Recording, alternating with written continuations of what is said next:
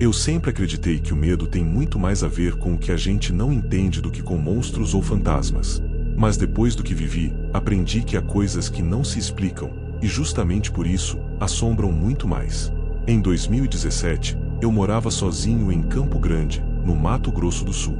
Tinha acabado de sair de um relacionamento longo e precisava de um recomeço. Consegui alugar um apartamento antigo no bairro Amambai, não muito longe do centro, por um preço que parecia bom demais para ser verdade. O prédio era daqueles da década de 60, com fachada de pastilhas, corredores estreitos e um leve cheiro de mofo no ar. Mas era espaçoso, silencioso, e isso me bastava. O apartamento tinha 3 quartos, embora eu só usasse um. Um dos cômodos ficava no fundo do corredor, com uma porta diferente das outras, mais estreita e sem ventilação. O antigo zelador do prédio, um senhor calado chamado Manuel, me disse que era um quarto de servidão, algo comum nos apartamentos antigos da cidade, usado antigamente para empregados dormirem. Achei o termo estranho, desconfortável, e decidi usar o cômodo apenas como depósito. Nos primeiros dias, tudo foi tranquilo. Era um lugar silencioso, e eu gostava da tranquilidade. Mas começaram a acontecer algumas coisas pequenas que me incomodaram. Luzes que se apagavam sozinhas. Objetos fora do lugar. Um som de porta rangendo durante a madrugada, mesmo com tudo fechado. Pequenas coisas que você ignora no começo. Só que não paravam. Numa noite, enquanto eu lavava a louça depois do jantar, ouvi um barulho vindo do fundo do apartamento.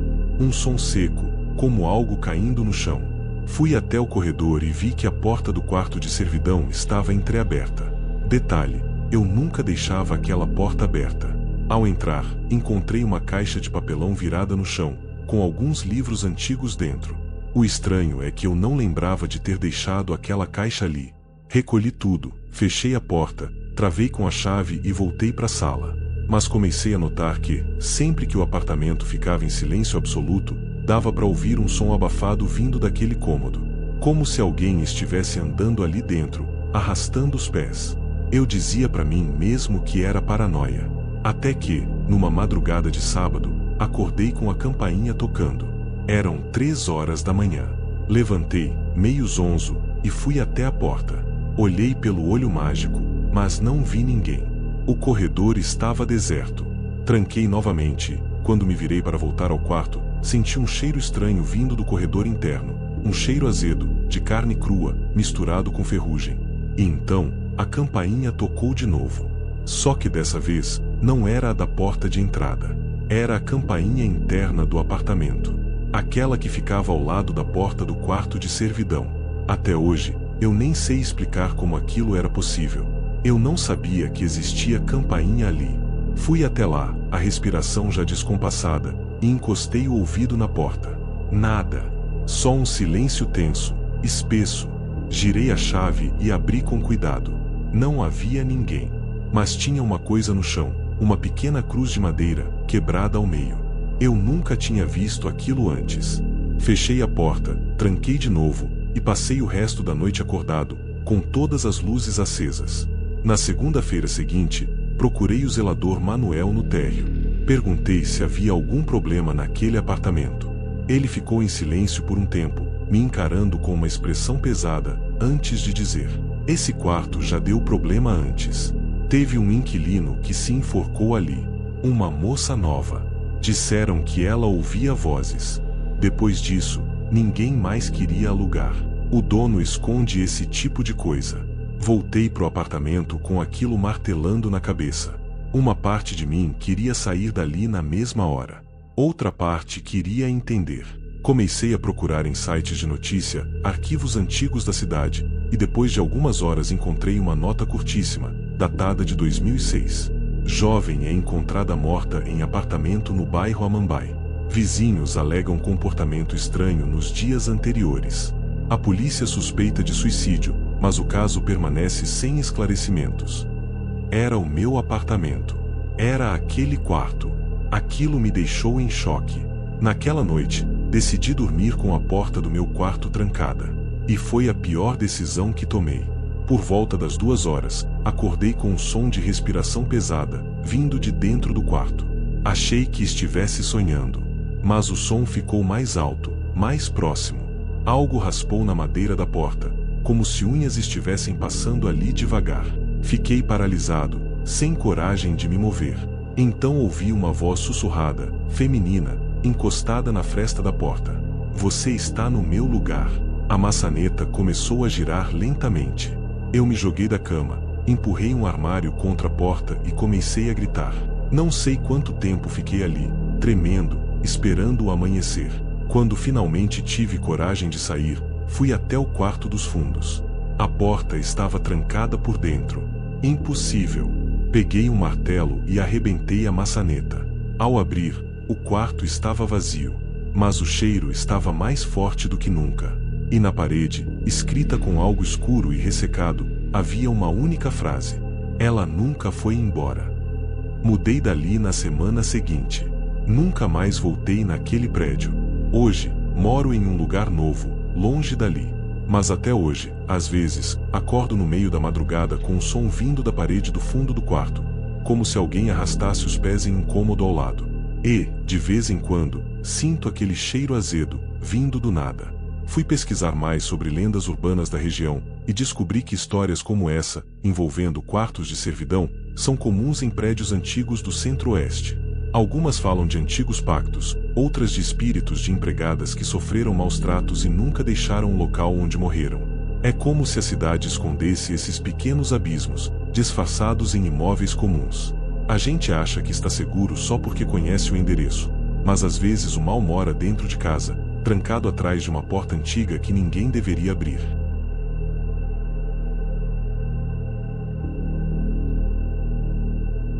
Nunca imaginei que uma corrida de táxi à noite mudaria minha vida. Não do jeito que aconteceu. Na verdade, durante muito tempo, evitei falar sobre isso. Porque, por mais absurdo que pareça, tem coisa que a gente não consegue esquecer. Você tenta seguir, dormir, tocar a vida, mas ela volta. Sempre volta. Era agosto de 2019, e eu estava trabalhando como motorista de aplicativo em Cuiabá. A cidade tem aquele calor pegajoso, dia e noite. Só que naquela noite, uma quarta-feira comum, tinha algo estranho no ar. Não era só o clima abafado, mas uma sensação incômoda, como se eu estivesse sendo observado o tempo inteiro, mesmo dirigindo pelas avenidas quase vazias. Tinha acabado de deixar um passageiro no bairro Morada do Ouro, e estava me dirigindo pela Avenida Miguel Sutil, quando recebi uma nova solicitação. Era uma corrida de curta distância, marcada no mapa como partindo de uma rua próxima ao centro histórico, uma área que à noite costuma ser deserta. Aceitei a corrida, mas assim que parei no ponto marcado, estranhei. Não havia casa, comércio, nada por perto. Apenas um muro antigo, com pichações, e uma praça mal iluminada do outro lado da rua. Desliguei o carro por um instante e pensei em cancelar, quando uma mulher surgiu da calçada, vinda do escuro. Ela apareceu rápido demais. Não ouvi passos. Ela simplesmente estava ali. A mulher usava um vestido azul claro, meio fora de moda, como se tivesse saído de um baile dos anos 80. Era muito bonita, com cabelos loiros presos num coque frouxo. Mas tinha algo estranho no rosto dela. Mesmo à distância, percebi que ela mantinha a cabeça levemente virada para a esquerda, como se evitasse me mostrar o lado direito do rosto. E quando se aproximou do carro, senti um arrepio subir pela espinha. Ela abriu a porta de trás e entrou com um movimento suave, quase silencioso. Me cumprimentou com uma voz baixa, mas clara. Boa noite. Pode me levar até o cemitério da Piedade? Por um segundo, pensei em dizer não. Era quase meia-noite, e ninguém em sã consciência vai até um cemitério àquela hora. Mas achei que fosse uma enfermeira, alguém indo visitar o túmulo de um familiar no dia do aniversário de morte, sei lá. Em Cuiabá, as pessoas têm esse apego com tradições familiares. Confirmei o trajeto e comecei a dirigir.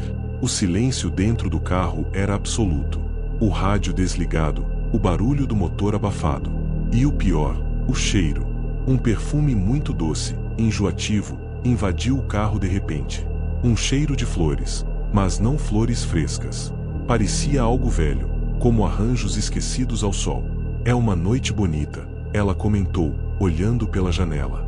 Sim, meio quente, respondi, tentando soar natural. É sempre quente aqui. O inferno é assim também. Essa frase me gelou. Achei que fosse uma piada, mas o jeito como ela disse foi sério demais. A senhora vai visitar alguém? Ela demorou para responder. Depois disse, com um leve sorriso: estou indo encontrar meu marido. Ele morreu há 20 anos. Hoje faz aniversário. Não respondi nada. Apertei levemente o volante, desviando os olhos do retrovisor, mas não consegui evitar.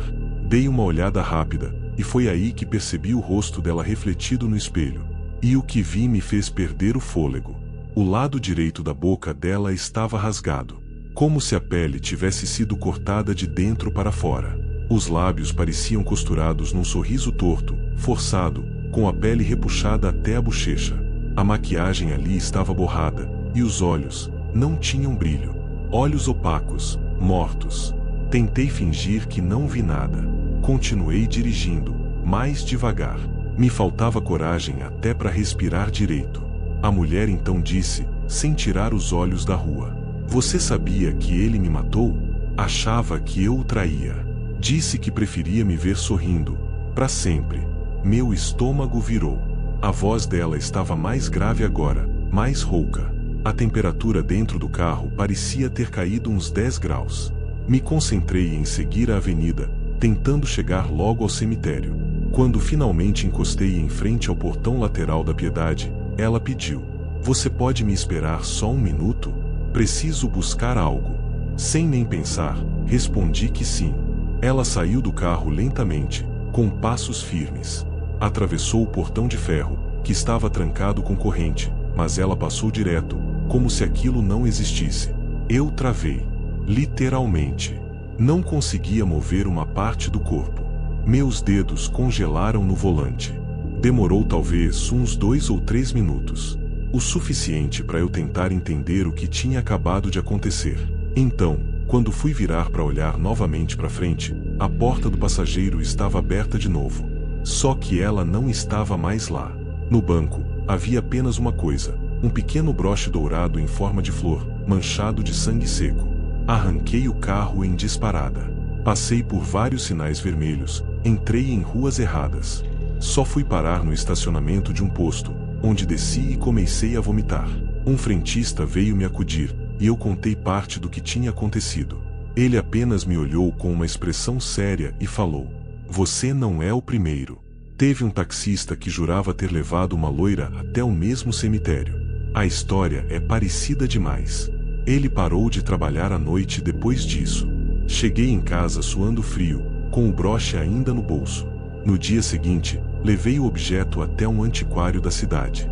O dono era um senhor que parecia entender dessas coisas. Quando mostrei o broche, ele ficou pálido. Isso aqui era da Dona Lourdes, uma mulher assassinada pelo marido em 1999. História trágica. Ele cortou a boca dela com uma navalha. Ela foi enterrada no túmulo da família, no cemitério da Piedade. Perguntei se ele tinha certeza. Ele disse que sim, e até buscou uma matéria de jornal emoldurada na parede, com a foto dela. Era a mesma mulher. Desde então, parei de trabalhar à noite. Mas de tempos em tempos, motoristas da região relatam ver uma mulher pedindo corrida perto do centro histórico. Sempre elegante, sempre calada, pedindo para ir ao cemitério. A maioria acha que é só uma história, uma daquelas lendas urbanas que o povo inventa. Mas eu sei o que vi. Eu senti o cheiro dela, vi os olhos dela, ouvi a voz. E cada vez que passo pela Miguel Sutil, ouço o som de uma porta batendo ao fundo da minha mente, como se alguém, em algum lugar, estivesse entrando no carro de novo.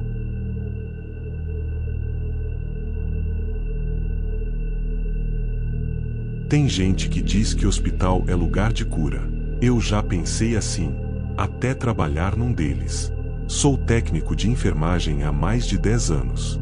Sempre trabalhei no plantão noturno, principalmente porque pagava mais. Quando você entra nesse ritmo, seu corpo se adapta. Mas tem uma coisa que nunca muda: a madrugada dentro de um hospital é diferente. Não importa se você acredita ou não em coisas ruins. As paredes sentem. O chão absorve. O silêncio te observa. Esse relato não é sobre um susto qualquer. É sobre um lugar onde algo ficou preso. Em 2018, Fui contratado para cobrir 2 meses de plantão num hospital abandonado no setor Pedro Ludovico, em Goiânia.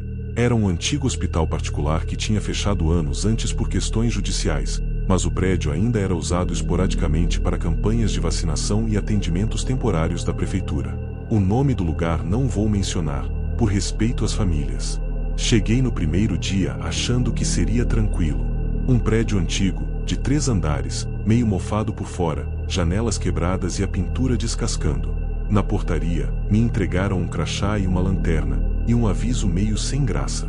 Se escutar alguma coisa, não responde. Pensei que era piada, mas ao longo do turno, entendi que não era. Durante o dia, algumas salas funcionavam com médicos voluntários. À noite, só ficavam eu, um vigia sonolento e uma técnica chamada Sandra, que fazia os turnos comigo. Ela era mais velha, calada, mas simpática. Tinha os olhos fundos, como quem já viu coisa demais. O trabalho era leve. Não havia pacientes à noite, apenas a função de manter a parte térrea do prédio organizada e acender as luzes de segurança. Mas mesmo no primeiro dia, percebi que o hospital tinha um peso. O ar era mais denso nos corredores. Tinha um cheiro estranho, uma mistura de éter com alguma coisa podre, mas não de sujeira. Era algo que vinha das paredes. A primeira noite foi silenciosa, mas no segundo plantão as coisas começaram a sair do normal. Por volta das 2 horas, eu fazia a ronda pelo segundo andar, um setor desativado, onde antes funcionava a ala de psiquiatria. Sim, psiquiatria. Descobri isso depois, vasculhando antigos registros que Sandra me mostrou. Ali haviam ficado internados pacientes com transtornos severos nos anos 90. O setor tinha sido interditado após uma denúncia de maus-tratos, e depois disso, ficou fechado. Eram corredores estreitos, com portas de ferro e janelas pequenas. Tudo apagado. Quando passei por uma das salas, ouvi um som baixo, como um sussurro. Parei. Apaguei a lanterna e prestei atenção. O som vinha de dentro da antiga sala 209. Uma espécie de gemido arrastado, como alguém tentando chorar sem voz. Bati levemente com os dedos na porta, por instinto. Nada. Girei a maçaneta. Estava trancada. Voltei para o térreo e comentei com Sandra. Ela parou o que estava fazendo, olhou para mim e disse: "A 209, não entra lá." Perguntei por quê. Porque nunca ficou vazia. Ela não explicou mais. Só pediu que eu evitasse aquele setor. Claro que não obedeci. Na noite seguinte, levei comigo um molho de chaves antigas que estavam no almoxarifado. Voltei à 209. A chave girou na fechadura com um estalo seco. Quando abri a porta, o cheiro me atingiu como um soco. Era forte, ácido, como carne apodrecida. A lanterna iluminou uma sala pequena, com marcas de arranhões nas paredes, o chão sujo de manchas escuras e um espelho trincado no canto. Mas o pior foi o que vi escrito, bem acima da maca abandonada, em letras vermelhas, talvez sangue seco: "Ainda estou aqui." Senti o coração acelerar. Um calafrio subiu pela espinha. De repente, a porta se fechou com força atrás de mim. Tentei abrir, mas ela parecia emperrada. A lanterna começou a falhar. E foi ali, naquela escuridão parcial, que eu vi o vulto. Era uma mulher.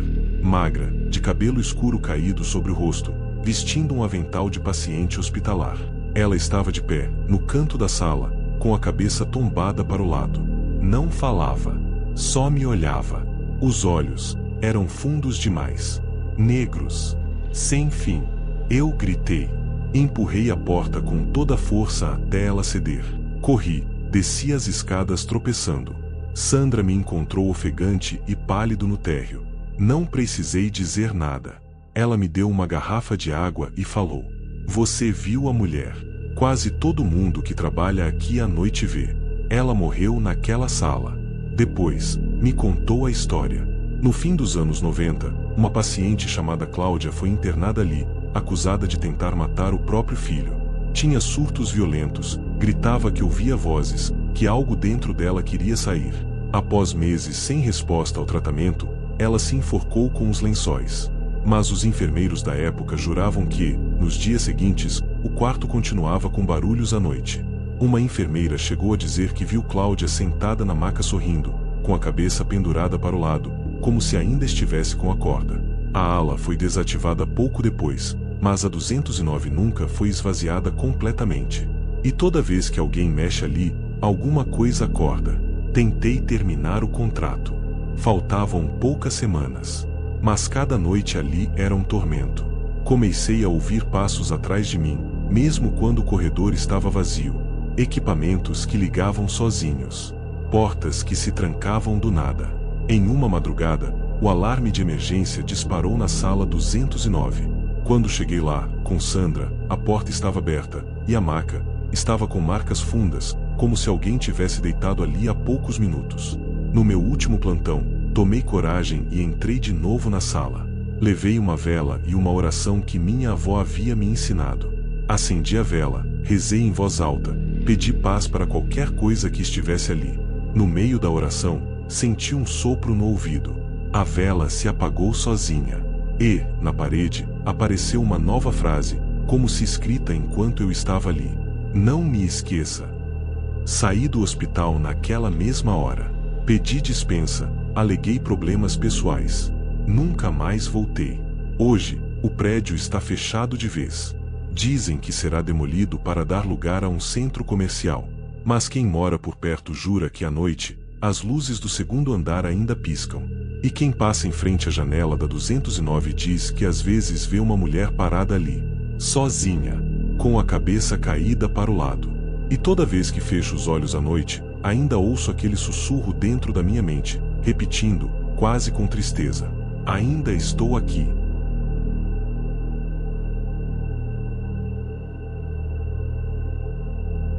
Muita gente acha que Brasília é uma cidade fria, burocrática, feita só de concreto e política.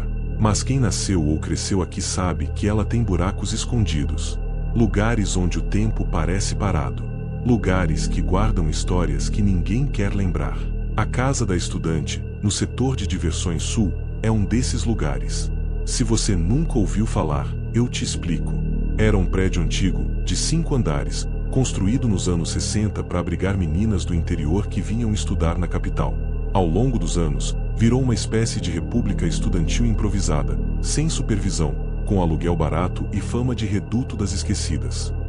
Só que não é disso que as pessoas falam quando mencionam a Casa da Estudante. O que ninguém conta em voz alta é o que começou a acontecer lá dentro, e nunca parou. Eu sei disso porque morei lá em 2022. Tinha 19 anos na época. Vim de Formosa, no Goiás, para cursar letras na UNB. Não tinha grana, e quando achei um quarto barato anunciado num grupo de Facebook, aceitei sem pensar 2 vezes. O anúncio dizia: quarto individual, mobiliado, R$ 400. Centro de Brasília. Quando vi o endereço e joguei no mapa, achei estranho. Era justamente na quadra da Casa da Estudante. Liguei. Uma mulher me atendeu com voz rouca, meio seca. Tem sim, mas só entra se for estudante mulher. Tem que estudar de verdade. Nada de bagunça. Concordei com tudo, sem fazer perguntas. Fui lá visitar no dia seguinte. O prédio era um monstro cinza, encardido, encravado entre 2 hotéis populares. A fachada era toda pichada, as janelas de veneziana, muitas quebradas. A entrada tinha um portão enferrujado e um cheiro de esgoto misturado com produto de limpeza vencido. Mesmo assim, entrei. No corredor do térreo, havia uma placa de madeira que dizia residência feminina com as letras quase apagadas. A mulher que me recebeu se chamava Cida, devia ter uns 60 anos, e andava arrastando uma sandália velha. Ela me levou até o 3º andar e me mostrou o quarto. Pequeno, com cama, guarda-roupa e uma mesa. A janela dava para um vão escuro entre os prédios. Tudo cheirava a mofo. Mesmo assim, fechei negócio. No começo, até que foi tranquilo. As outras meninas mal apareciam. Algumas estavam sempre trancadas. Outras só saíam à noite. A gente mal se olhava no corredor, cada uma no seu canto. Era como se a casa estivesse cheia, mas vazia ao mesmo tempo. Mas a partir da 2ª semana, coisas estranhas começaram a acontecer. Certa noite, acordei com alguém batendo na porta do meu quarto. Eram 3 batidas secas. Olhei no celular, 3h14 da manhã. Fiquei quieta. Não abri. No dia seguinte, Perguntei para Cida se alguém poderia ter se confundido. Ela só respondeu: não é bom abrir de madrugada. Depois disso, quase todas as noites eu acordava nesse mesmo horário, sempre com um som leve vindo do corredor, como passos descalços. Às vezes, um choro abafado. Uma vez, ouvi alguém rindo baixinho, rindo de verdade. Mas quando eu abri a porta, o corredor estava vazio, sempre escuro, sempre frio. Foi então que comecei a notar algo ainda pior. Toda vez que eu passava em frente ao quarto 212, sentia um cheiro estranho, um fedor de ferro, sangue velho, e a maçaneta daquele quarto estava sempre gelada. Uma noite, encostei o ouvido na porta e ouvi uma voz, rezando, mas não era português. Era como um sussurro em latim. Fiquei tão paralisada que só consegui voltar para o meu quarto depois de minutos parada no corredor. Certa noite, enquanto estudava, a luz da minha mesa apagou sozinha. Fui tentar acender e ela simplesmente explodiu. Fiquei no escuro total. Quando levantei para buscar o celular, ouvi minha cadeira se arrastando sozinha atrás de mim. Me virei rápido. Nada. Mas havia uma marca no chão, como se algo muito pesado tivesse sido arrastado. Decidi conversar com uma das moradoras, uma garota calada chamada Tamires. Encontrei ela na escada, descendo com pressa, e perguntei: o que tem no quarto 212? Ela parou, empalideceu, e me respondeu com a voz embargada: a menina que morava lá morreu trancada. Se enforcou no banheiro. Disseram que ela gritava com alguém nas últimas semanas. Mas ninguém acreditou. Achavam que era surto. Quando arrombaram a porta, ela já estava dura. Engoli seco. Fui pesquisar. Demorei dias, mas encontrei uma matéria de jornal local, bem curta, falando da morte de uma estudante de 19 anos, moradora da casa da estudante. Causa: suicídio. Não havia detalhes. Só que, desde então, várias inquilinas do mesmo quarto abandonaram o local em menos de um mês. Algumas internadas. Outras desaparecidas. Uma até pulou do quarto andar. No fim de setembro, comecei a sonhar com uma menina de cabelos escorridos, pele amarelada, olhos escuros demais. Nos sonhos, ela ficava no canto do meu quarto, encolhida. Murmurava: ele está aqui. Ele está dentro da parede. Comecei a ouvir batidas de dentro da parede à noite. Pareciam vir do lado da minha cama. A parede tremia levemente. Uma madrugada, a rachadura se abriu, e juro por tudo que vi um olho olhando de volta para mim, de dentro da fenda. Gritei. Corri pro corredor. Cida apareceu, impassível, segurando um terço na mão.